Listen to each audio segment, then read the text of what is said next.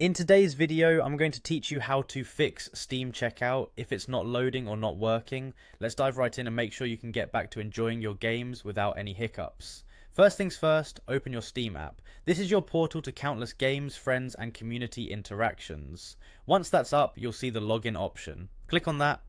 It's crucial to have your account details handy.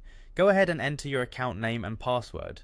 If you're having trouble here, make sure your keyboard's caps lock isn't on, and double check your spelling for username and password accuracy.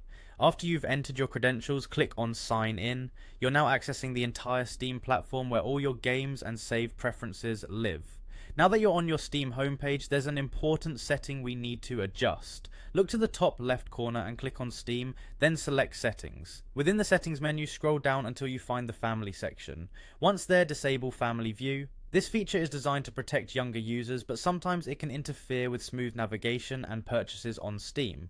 Next, go to your desktop and find the Steam icon. This little icon is your gateway to the enchantment of your gaming universe. Right-click the icon and select Open File Location. You're now in the heart of where Steam saves its crucial files. This might seem a bit technical, but don't worry, it's straightforward. You'll be navigating through folders just like you would with your personal files. In this location, look for a folder named App Cache. This is a kind of quick access storage that holds temporary files, which can sometimes prevent your checkout from working smoothly. Go ahead and delete this folder. It's safe to remove because Steam will recreate it as needed, potentially resolving corrupted or outdated files that were causing issues.